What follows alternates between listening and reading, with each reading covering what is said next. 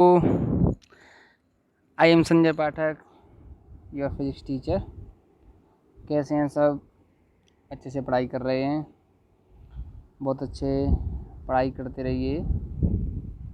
चलिए मैं आपको जहाँ तक हमने लास्ट वीडियो बनाई थी उससे आगे थोड़ा सा आपको समझाता हूँ, ठीक है? अच्छे से समझेंगे।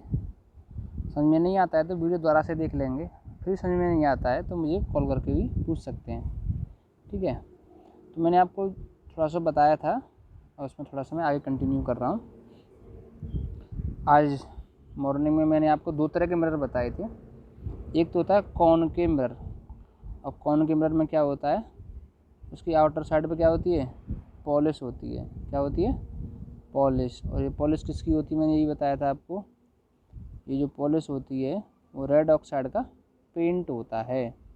बताई थी आपको मॉर्निंग में ये बात मैंने। देखो बाहर झाड़ में यहाँ पॉलिश हो रही है, सॉरी,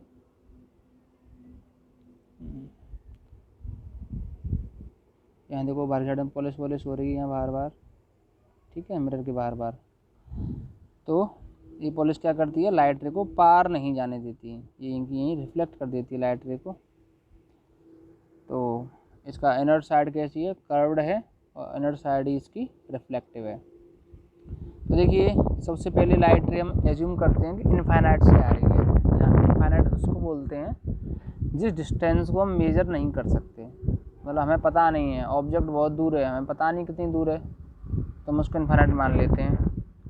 और इनफाइनाइट मानने का एक रीज़न ये भी है कि जो डिस्टेंस है वो हमारे मिरर की रेडियस ऑफ कर्वेचर के कंपेयर में बहुत ज़्यादा होनी चाहिए, मतलब मीन्स 100 टाइम से भी ज़्यादा होनी चाहिए, तो उस डिस्टेंस को हम जो है इनफाइनाइट मान सकते हैं, ठीक है? तो इनफाइनाइट में कोई ऑब्जेक्ट होता है तो उसकी इमेज जो है, उस ऑब्जेक्ट की इमेज मिरर बनाता है, वो फोकस पे बनती है। और एक बात और बेटे ध्यान रखना, इमेज जब कभी फोकस पे बनेगी हमेशा पॉइंट साइज की इमेज बनेगी। पॉइंट साइज माने बहुत ही छोटी, एक बिंदी रख दी हमने, पॉइंट रख दिया, लगभग वैसी इमेज बनेगी, ठीक है? मतलब बस इतनी सी, ये जो बिंदी हमने रखी है मान लो यहाँ फोकस पे, इतनी सी इमेज बनेगी बस, ठीक? तो ये जो लाइन है, कौन सी वाली, ये वाली लाइन जो है जिस पर सी और एफ रखे हुए हैं, इस लाइन को क्या बोलते हैं बेटे? मॉर्निंग मैंने बताया था सभी को, इसको बोलते हैं प्रिंसिपल एक्सिस। क्या बोलते हैं इसको? Principal axis. और उस प्रिंसिपल एक्सिस पर एक पॉइंट हमारा क्या है, सी है, एक पॉइंट क्या है, एफ है। तो सी किसको बोलते हैं? Centre of curvature. Centre of curvature क्या होता है? ये उस लाइन का, ये उस कर्व का हिस्सा होता है जिसमें से ये हमारा मिरर बनाया गया है। तो अगर मैं इसको एक पूरा कंप्लीट सर्कल मान लूँ तो सर्कल का ये क्या है, सी सेंटर है, तो यही हमारा सेंटर ऑफ कर्वेचर होता है। और इस सेंटर ऑफ कर्वेचर का हाफ, मतलब ऐसे पी से लेकर सी तक के डिस्टेंस को हम आर बोलते थे, तो आर को अगर मैं 2 से भाग दे दूँ तो हमारा क्या हो जाएगा, एफ हो जाएगा, फोकल लेंथ हो जाएगी। मतलब पी से लेकर एफ तक वाली डिस्टेंस ये हमारी क्या कहलाएगी, ये एफ फोकल लेंथ कहलाएगी। तो रेडियस ऑफ कर्वेचर की आधी होती है फोकल लेंथ, ठीक है? और ये पॉइंट जो एफ है इसको हम कहते हैं फोकस पॉइंट। अब फोकस पॉइंट होता क्या है, ये बहुत ही अच्छा क्वेश्चन है, 1 नंबर में जनरली इसको पूछ लेते हैं, फोकस क्या होता है? तो इनफाइनाइट से ये लाइट रे आ रही हैं, आप देखिए अगर एरो इधर से बना हुआ है इसका मतलब लाइट रे इधर से आ रही है, इधर से आ रही है, ठीक है? इधर से लाइट रे आ रही है, इधर एरो बना हुआ है, ओके? तो ये लाइट रे कैसी हैं, ये प्रिंसिपल एक्सिस के पैरेलल हैं। देखिए पैरेलल है कि नहीं है, ये हमारा प्रिंसिपल एक्सिस है, इसके पैरेलल ये लाइट रे आ रही हैं, इधर से नीचे भी आ रही हैं, इधर से। तो जो भी लाइट रे प्रिंसिपल एक्सिस के पैरेलल आती है वो आफ्टर रिफ्लेक्शन कहाँ से होकर जाती है, फोकस से जाएगी, ऑलवेज फोकस से होकर जाएगी, ठीक है? और ये बात आपको पूरी साल याद रखनी है कि जो भी लाइट रे प्रिंसिपल एक्सिस के पैरेलल आएगी वो ऑलवेज कहाँ से जाएगी, वो ऑलवेज फोकस से होकर जाएगी, ओके?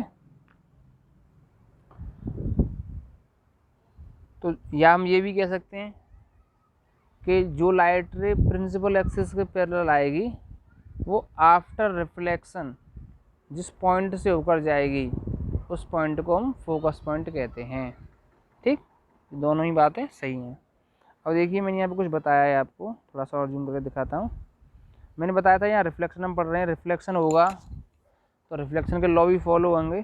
ठीक, और रिफ्लेक्शन के लॉ कैसे फॉलो हो रहे हैं, यहाँ देखिए यहाँ से लाइट रे इधर से आई और इधर चली गई, ये हमारी क्या है, रिफ्लेक्टिंग सरफेस है। और रिफ्लेक्टिंग सरफेस के नॉर्मल मैंने क्या बताया था, सॉरी 90 डिग्री पर क्या बताया था, नॉर्मल बताया था। उस नॉर्मल से जो एंगल आई बनेगा इंसिडेंट रे का, वो एंगल आर के बराबर होगा कि नहीं होगा, बताई थी बात।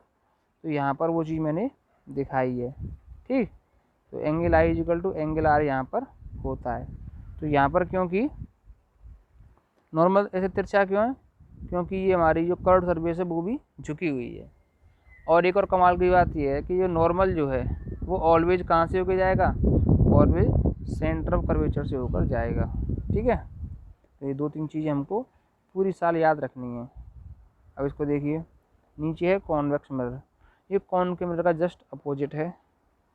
तो ये पोल, फोकस और सेंटर ऑफ कर्वेचर ये जिस लाइन पर होते हैं उस लाइन को क्या बोलते हैं हम, उस लाइन को बोलते हैं प्रिंसिपल एक्सिस, PRINCIPAL,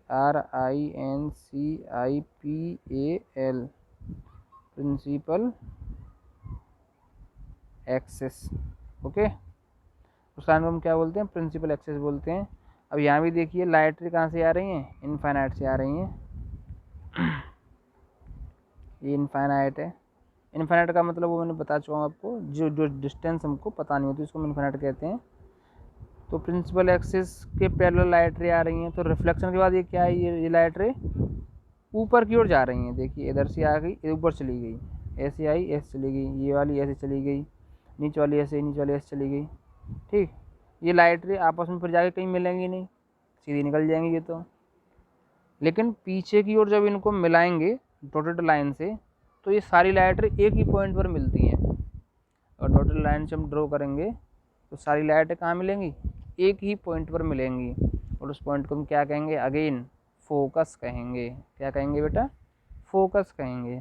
ठीक, तो कॉनकेव मिरर और कॉन्वेक्स मिरर के फोकस में क्या अंतर है। तो कॉनकेव मिरर में हमने देखा है कि लाइट रे जो है एक्चुअल में मीट कर रही हैं एक पॉइंट पर, उसको हमने फोकस बोला कॉनकेव मिरर का। लेकिन कॉन्वेक्स मिरर के जो फोकस है उसमें लाइट रे एक्चुअल में मीट नहीं कर रही हैं, वर्चुअली मतलब आभासी रूप से, इसको हम आभासी बोलते हैं, जो चीज़ होती नहीं है आभासी रूप से वहाँ पर मीट कर रही हैं, इसलिए हम उसको क्या बोलेंगे, हम इसको बोलेंगे वर्चुअल फोकस। ठीक है, क्योंकि लाइट तो सीधी चली गई। दूसरा यहाँ पर मैंने आई और आर दिखाया है इसमें भी, तो ये जो आई और आर है ये सेम है, आई बराबर आर होगा। और जो नॉर्मल है उसको पीछे मिलाने पर वो कहाँ से होकर जाएगा, वो सेंटर ऑफ कर्वेचर से होकर ही जाएगा, पिछले की तरह ही। तो 2-3 चीज़ मैंने आपको यहाँ आज इम्पोर्टेंट बताई जो बहुत ही मोस्ट इम्पोर्टेंट है। तो बेटे ये वाली जो वीडियो आप भले 2 बार सुन लो, 3 बार सुन लो, लेकिन ये चीज़ें आपको through out the year learn रखनी है। क्या, जो लाइट रे प्रिंसिपल एक्सिस के पैरेलल आएगी वो रिफ्लेक्शन के बाद फोकस से होकर जाएगी, पहली बात। जो कॉनकेव मिरर है उसका जो फोकस है वो रियल फोकस होता है, वहाँ पर लाइट रे एक्चुअल में मिलती हैं। ठीक है, प्रिंसिपल एक्सिस पर ही फोकस सेंटर ऑफ कर्वेचर और पोल तीनों चीज़ उसी लाइन पर होते हैं। ठीक है, और जो हमारा जो फोकस है, फोकस से लेकर जो पोल तक की दूरी होती है उसको फोकल लेंथ बोलते हैं, और पोल से लेकर सेंटर ऑफ कर्वेचर तक की जो दूरी होती है उसको रेडियस ऑफ कर्वेचर बोलते हैं। तो रेडियस ऑफ कर्वेचर और फोकल लेंथ में क्या रिलेशन है, focal length radius of curvature की आधी होती है। ये सारी चीज़ें मैंने आपको आज बताई। I think you like this video. आप अपने फ्रेंड्स को भी शेयर करिए इसको। ठीक है, कोई भी क्वेरी हो तो आप मुझसे ज़रूर पूछिए। Thank you, good night students.